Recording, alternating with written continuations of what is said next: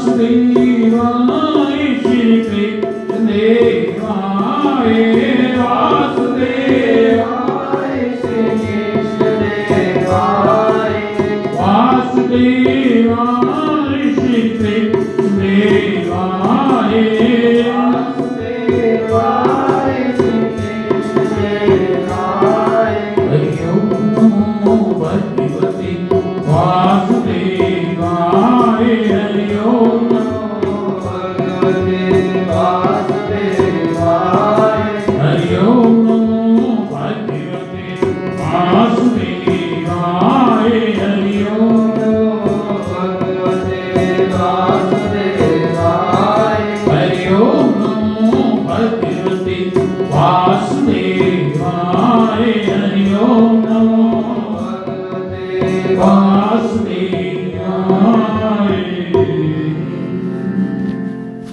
बोल सियापति रामचंद्र महाराज की जय। बोल उमापति महादेव की जय। बोल देव कृष्णचंद्र महाराज की जय। बोल पवन सुत हनुमान की जय। बोल श्री मां गंगे मैया की जय। बोल धरती माता की जय। बोल श्री सतीबाई साईनाथ महाराज की जय।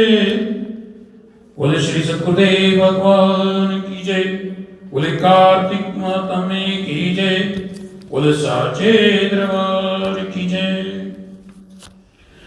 नारद जी कहते हैं कि कृष्ण पक्ष त्रयोदशी से शुक्ला द्वितीया तक इन दिनों में सायंकाल में गांव के बाहर जाकर यमराज को प्रसन्न करने के लिए दीपक जलाना चाहिए।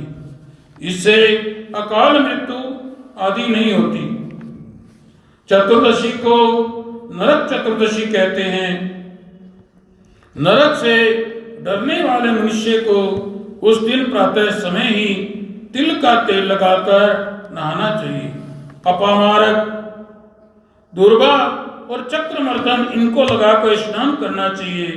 फिर दक्षिण की तरफ मुख करके यमराज का तर्पण करना चाहिए।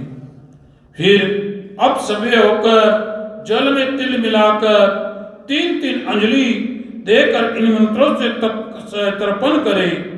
यमाए धर्मराजा मृत्वे अंतकाय कालाय सर्वभूतागाय उद्भक्राय तदन्नाय परमेष्टने त्रिकोधराय चित्राय चित्रगुप्ताय। इस प्रकार इन मंत्रों से तर्पण करे। सायंकाल के समय ब्रह्मा विष्णु शिव दुर्गा इनके मंदिरों अथवा वृक्ष सभी नदी बगीचा तालाब कुआं बावड़ी गली खेत में दीप जलावे। यदि कोई शस्त्र से मारा जाए तो उसके निमित्त चतुर्दशी को दीप दान करने से अक्षय फल होता है। फिर कन्याओं ब्रह्मचारियों तथा तपस्वियों को भोजन कराए तो शिवलोक की प्राप्ति होती है। यदि ब्राह्मणों को भोजन कराए तो फिर यमपुरी को नहीं देखता है। इस प्रकार अमावस्या को स्नान आदि करने के पश्चात पितरों का पूजन करे। दिन के तीसरे भाग में पितरों का श्राद्ध करे व भोजन करावे। सायंकाल में अपने घर में तुलसी के स्थान ब्राह्मण मित्र देवता इनके स्थानों पर दीपमाला करे। चौरस्ता शमशान नदी पर्वत गौशाला में दीपक जलावे। फिर लक्ष्मी जी की स्तुति करके उनको जगाए। जैसे पतिव्रता स्त्री पति से पहले जागती रहती हैं, वैसे ही लक्ष्मी जी भगवान से 12 दिन पहले जागती रहती हैं। अमावस्या को बाल वृद्ध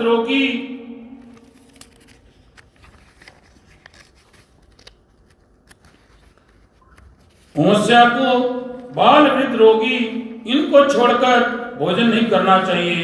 सायंकाल में श्री लक्ष्मी जी का पूजन करके भोजन करना चाहिए। सारे घर में दीपमाला करनी चाहिए और घरों को स्वच्छ करके सब खूब सजाना चाहिए। मालाओं से शोभित करना चाहिए। सब स्त्री पुरुष नवीन वस्त्र पहनकर गीत आदि में से अमावस्या की रात बिताएं। रात्रि पर दीपक जलाना चाहिए। उस रात्रि को लक्ष्मी जी सब घरों में फिरती हैं।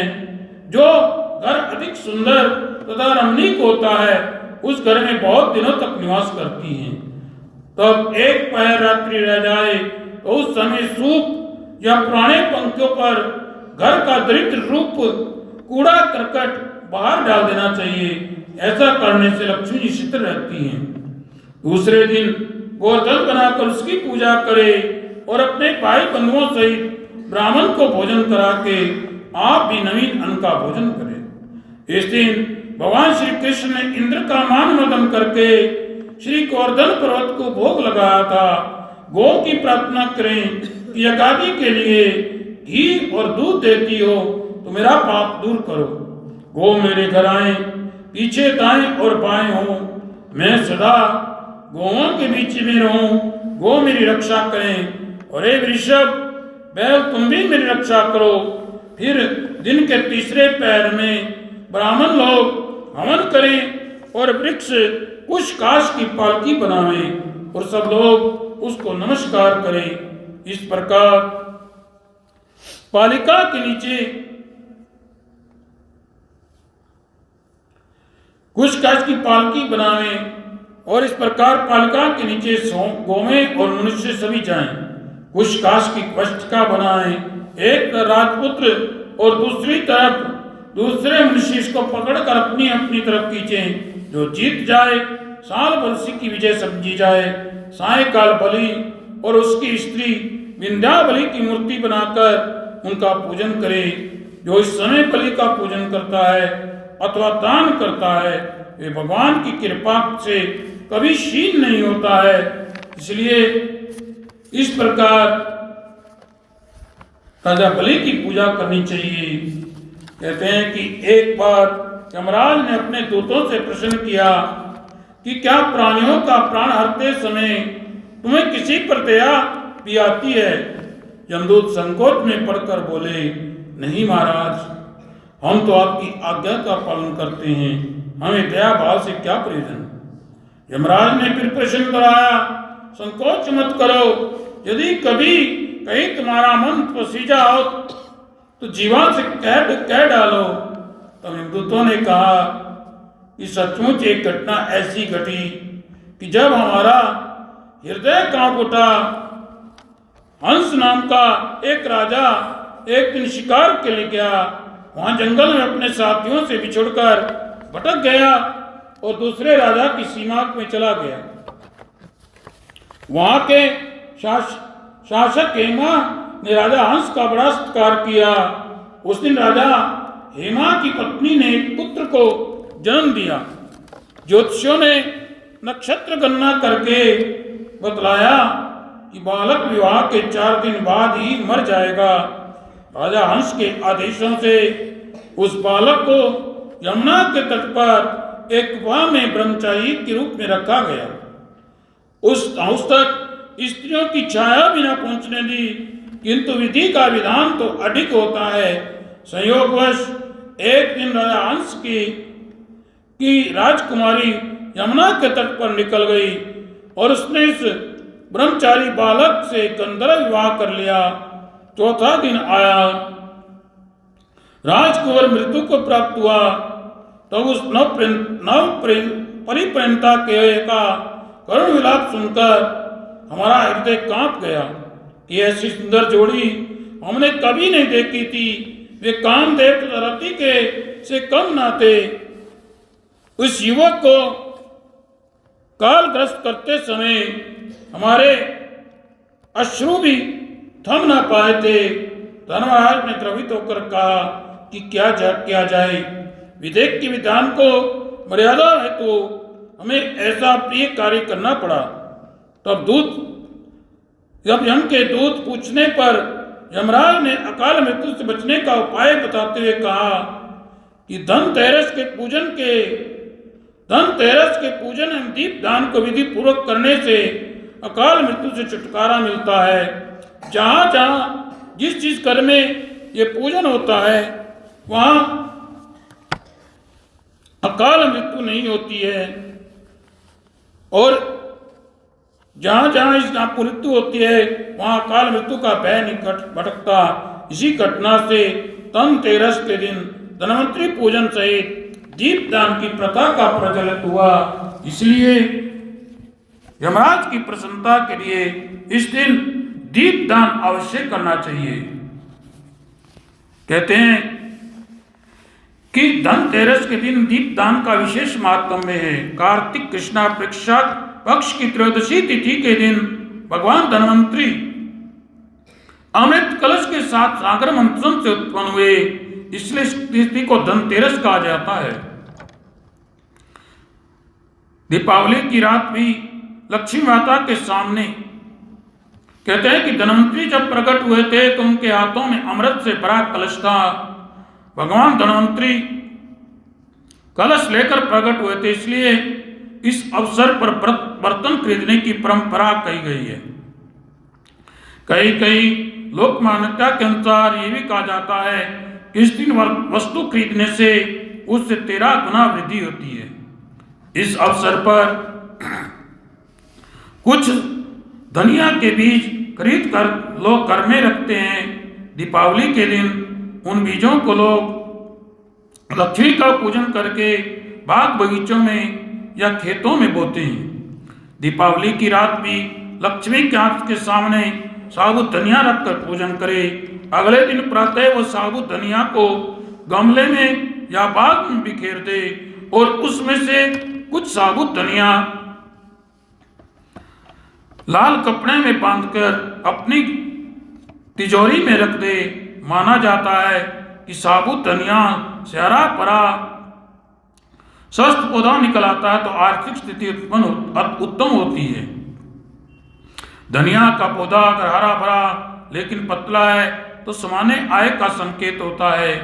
पीला और बीमार पौधा निकलता है या पौधा नहीं निकलता तो आर्थिक परेशानियों का सामना करना पड़ता है। धनतेरस के दिन चांदी खरीदने की भी प्रथा है। अगर संभव ना हो तो कोई बर्तन खरीदे। इसके पीछे एक कारण माना जाता है कि चंद्रमा का प्रतीक है चांदी, जो शीतलता प्रदान करता है और मन में संतोष रूपी धन का वास होता है। संतोष का सबसे बड़ा धन कहा गया है। जिसके पास संतोष है वह स्वस्थ है, सुखी है और सबसे धनवान है। भगवान धन्वंतरि जो चिकित्सा के देवता भी हैं, उनसे स्वास्थ्य और सेहत की कामना के लिए संतोष रूपी धन से बड़ा कोई धन नहीं। लोग इस दिन दीपावली की रात लक्ष्मी गणेश की पूजा हेतु मूर्तियां भी खरीदते हैं।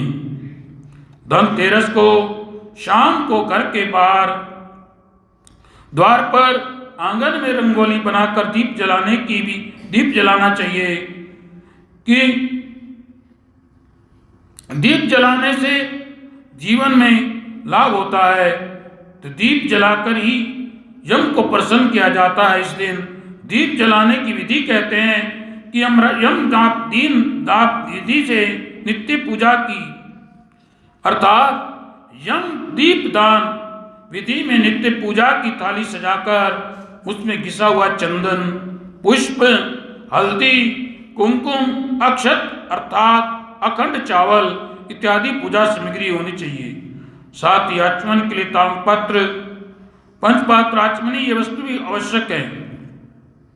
यम दीप दान करने के लिए हल्दी मिलाकर गुथे हुए गेहूं के आटे से बने विशेष दीप का उपयोग करते हैं। अगर ये नहीं कर सकते तो मिट्टी का दिया भी जला सकते हैं, अर्थात यम दीप दान प्रदोष काल में करना चाहिए। शाम को सूर्य अस्त के समय यम के दीप का दान करना चाहिए। इसके लिए आटे का हल्दी मिलाकर दिया बनाएं। अगर वो नहीं बना सकते तो एक मिट्टी का बड़ा दीपक लें और उसे स्वच्छ जल से धो लें। तदनुसार स्वच्छ रुई लेकर 2 लंबी बत्तियां बना लें। उन्हें दीपक में एक दूसरे पर आड़ इस प्रकार रखें कि दीपक के बाहर बत्तियों के 4 मुंह दिखाई दें। अब उसमें तिल के तेल से भर दें और साथ में उसका काले तिल भी डाल दें। प्रदोष काल में इस प्रकार तैयार किए गए दीपक को रोली, अक्षत एवं पुष्पन से पूजन करके उसके पश्चात घर के मुख्य दरवाजे के बाहर थोड़ी सी कील अथवा गेहूं से ढेरी बनाकर उसके ऊपर दीपक को रखना है।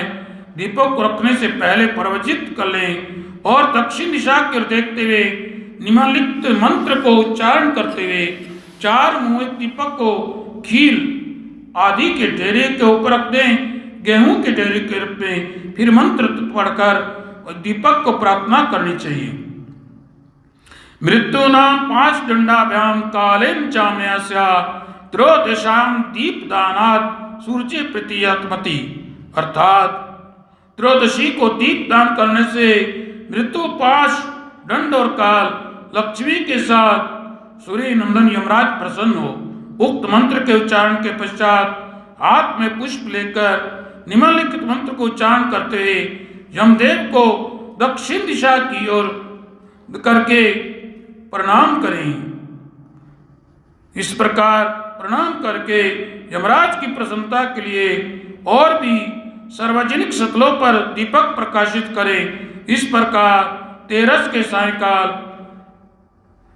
कि जो ये दीपक करना चाहिए, जो ये करता है उसको यम का दंड नहीं मिलता है। बोले कार्तिक मातमे की जय, बोले श्यामपति रामचंद्र महाराज की जय, बोले महापति महादेव की जय, बोले साचे दरबार की जय।